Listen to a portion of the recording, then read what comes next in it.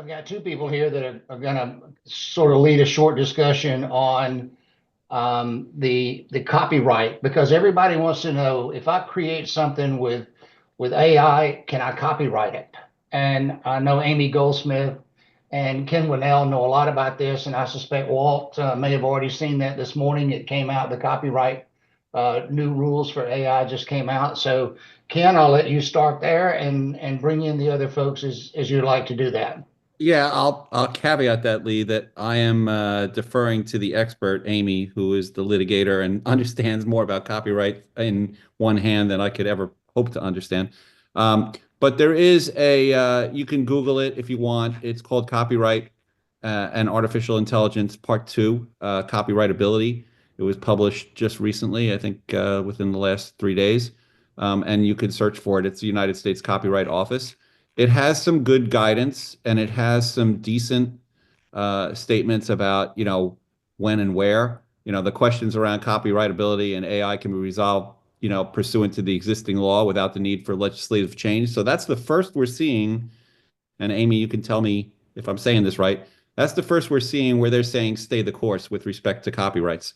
The use of AI tools to assist rather than to stand in for human creativity does not affect the availability of the copyright protection for the output, and the copyright protects the original expression in a work created by a human author. Even the 10,000 comments that they basically received. So as I've been saying, when I've been able to be on these meetings, in order to file a copyright application in the Copyright Office, you have to designate what was AI created and what was human created. And the register of the Copyright Office, Shira Perlmutter, said, where that creativity is expressed through the use of AI systems, it continues to enjoy protection. However, extending protection to material whose expressive elements are determined by a machine would undermine rather than further the constitutional goals of copyright. So they are basically following the same position that they have followed in the past. They actually said that someone who had submitted a copyrighted work that was created using hundreds of prompts was not. All right. Well, thank you guys for that conversation. That was great. The topic that we chose to talk about today is one that is struck a note with me when I first talked to Celeste a few weeks ago. And Celeste was with the Lynn Group, as she mentioned before, out of Texas. They're an engineering firm. And she had some, what I thought were very interesting ideas and approaches as she was trying to bring AI into her organization. And this is going to be kind of an open session for us to ask Celeste questions and for her to give us some of her breakthrough ideas. But I have taken the things that she said and gotten feedback from other companies, and I'll talk about that after we have a fine conversation with Celeste. So, Celeste, tell us a little bit about how you first got started with your AI journey there at Lynn Group, and how you walked through this. And this is not an advertisement for Blackstone and Cullen. This is how did you do it from your internal processes and your thoughts?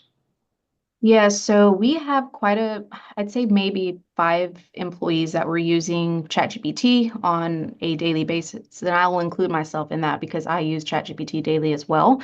And so I have a couple other people on our leadership team that are like, man, this is a really powerful tool because we have people that do administrative tasks and are just not aware of how much it can help, the stuff that they do every day. And so obviously in HR, I look at it from 2 sets of perspectives. One, we have a new technology. We're going to have to create a policy for it and monitor. And there's, an IT component that goes into that. But 2, from an ops standpoint, how do we get our team to see the benefits of AI and ChatGPT, Copilot, just tools like that can help them in their everyday work?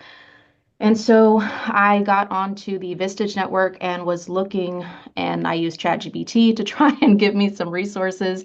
And I'd had such a hard time finding training that is geared towards the workforce. And like, I see ChatGPT training on YouTube, but it's not live. And our team is going to have questions. I'm by no means a master in ChatGPT. I just use it basically the free version. And so looking on Vistage, I came across Blackstone and Cullen, and that's when I'm like, okay, this could work if I have a really, someone who's really versed in IT that can help answer some of these questions, because I definitely won't have of all of the, I mean, our team just started ping-ponging back and forth of we could use it for this, we could use it for that, which definitely leads to more complex, I'd say, issues we need to solve as far as protecting our data. If people are putting in RFQs, proposals, things like that, obviously that becomes put out, farther than we expected to. And so we want to make sure that our information, our pricing, all of that stuff stays internal. So we talked about it a little bit. We're going to meet next week, but I'd say overall the training was really, really good just to help the team kind of expand on their knowledge of what these tools can do here in the workplace, but then also just kind of the collaboration that happened with that as well. I'm a little bit curious though about how you handled corporate policies to protect IP. And does every employee know what the guidelines are and what they can and can't do, or is that still a work in progress? So we do actually have a policy, and it is basically you're free to use the tools. However, the content that you produce, if it's going to be specifically for projects, it needs to be labeled for managers to be able to know that, hey, this was produced using a tool. And then also it has to be, well, it's got to be disclosed on the forms that are being produced. So. I was just looking at Copilot this morning. They changed some of their privacy stuff and how they're training with their user data, and you need to update some of the things. So Microsoft has a good handle on a lot of companies and industries because they're already there with Excel and Word in their Office suite. So they're a clear leader. I have heard a lot of people come back and say, is it worth the cost? And so that's the conversation that says, they're clearly there. They're a leader in the space, but is it worth it? And that's where you have to start evaluating, what is it worth for our company? How do we measure productivity? We talk about baseline for understanding where people are, and there's a readiness assessment and data assessment. How are we measuring productivity, and how do we want to measure the increase in productivity with these tools? Because there's an evaluation period that needs to go through, kind of like a probationary period for a new employee, for a new model before you go. You wouldn't want to really